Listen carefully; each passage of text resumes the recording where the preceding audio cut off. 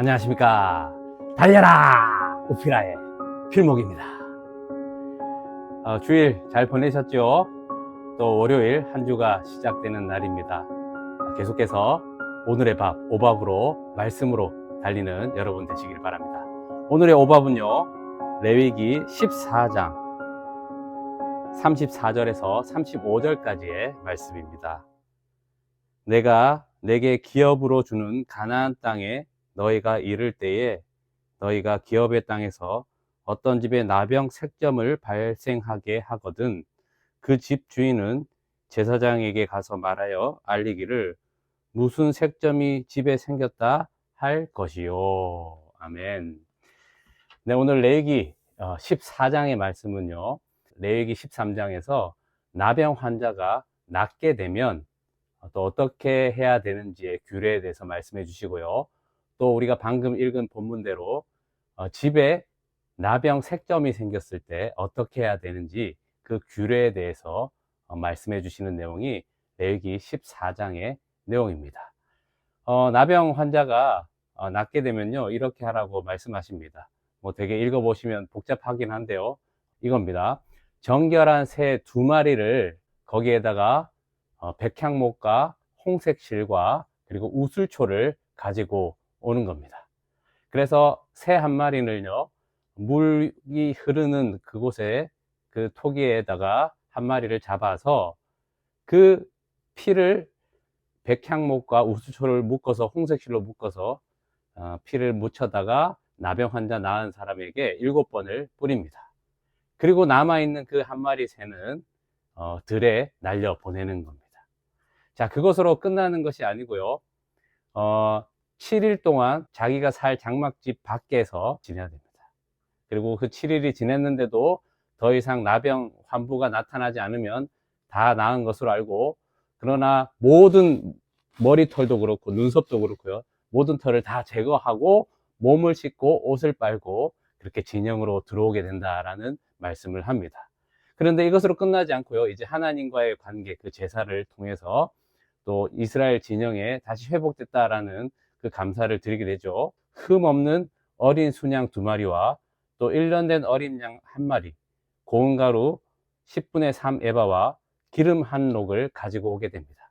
그리고 그것을 받아서 제사장은 속건제를 드리게 되는데요, 바로 이 속건제로 드린 제물의 피를 받아서 오른쪽 귀와 또 오른쪽 손가락과 오른쪽 발가락에 발라주고요, 그리고 소재로 같이 그 10분의 3 에바를 태우고, 그리고 기름 1록을 어떻게 사용하냐면요, 또 동일한 방법으로 오른쪽 귓뿌리와 또 오른 엄지손가락, 오른 발가락에 발라줍니다.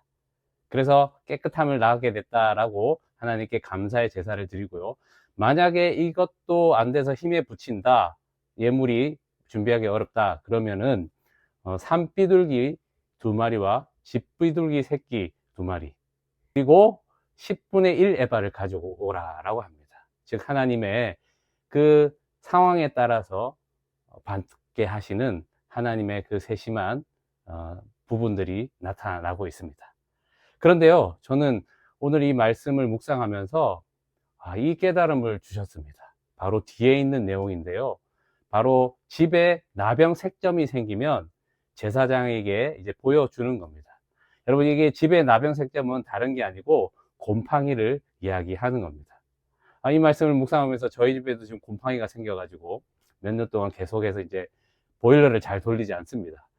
최고 추울 때 1월 달에도 4만 원 밖에 안 나왔는데, 아낀다고 그런 게 아니고요, 바깥 온도가 너무 차이가 나니까 자꾸 이게 결로 현상으로 물이 생기니까 곰팡이가 생기는 거예요. 그래서 이제 잘 틀지 않고 4만 원으로 살고 있는데, 그 추울 때도. 하여튼요, 제가 이 말씀을 보면서 집을 위한 게 아니고 왜 이 말씀을 하셨을까라고 생각하면, 바로 그 집에 살고 있는 사람의 건강에 대해서 하나님께서 생각하셨기 때문에 이 말씀을 주시는 거 아니겠습니까?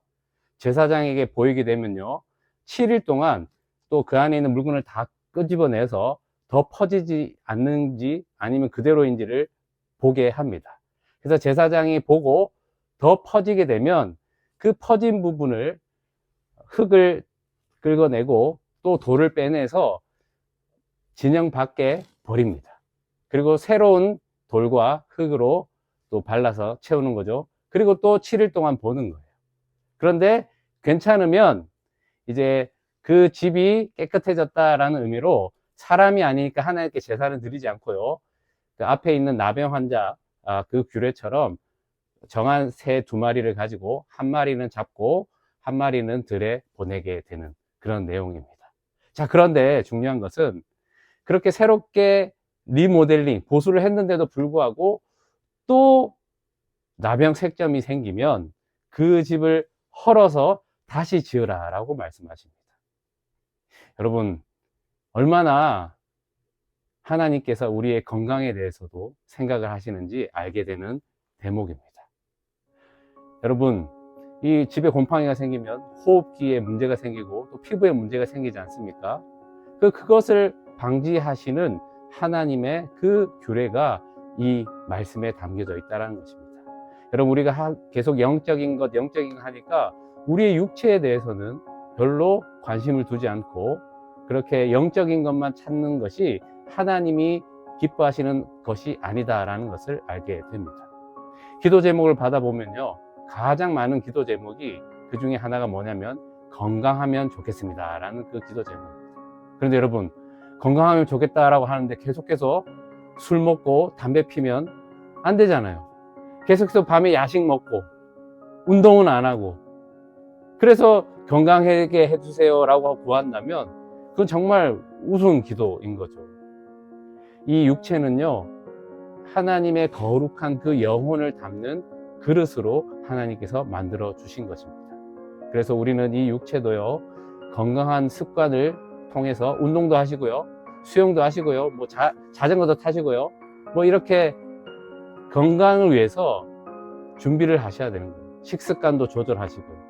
그래야지만이 하나님께서 우리에게 하실 일들을 우리가 주님 부르시는 그날까지 뜻하신 것을 온전히 이룰 수 있다라는 것입니다.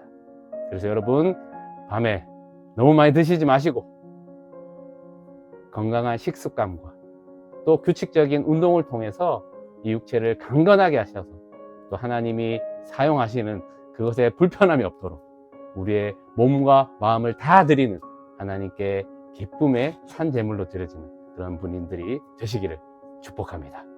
그럼 우리 기도하겠습니다. 하나님 감사합니다. 주님의 뜻은 이 육체까지도 건강하게 되는 것이 하나님의 뜻입니다. 이 세심한 말씀을 통해서 우리의 육체를 강건하게 하기를 원합니다. 식습관도 조절하고 운동도 습관을 들여서 하나님 이 육체를 통해서 영혼에 담긴 그 보배로우신 주님을 통하여서 하나님의 놀라운 일들을 계속해서 감당할 수 있도록 주여 인도하여 주시옵소서. 예수님의 이름으로 기도합니다. 아멘. 말씀으로 승리하세요. 필목사였습니다. 끝.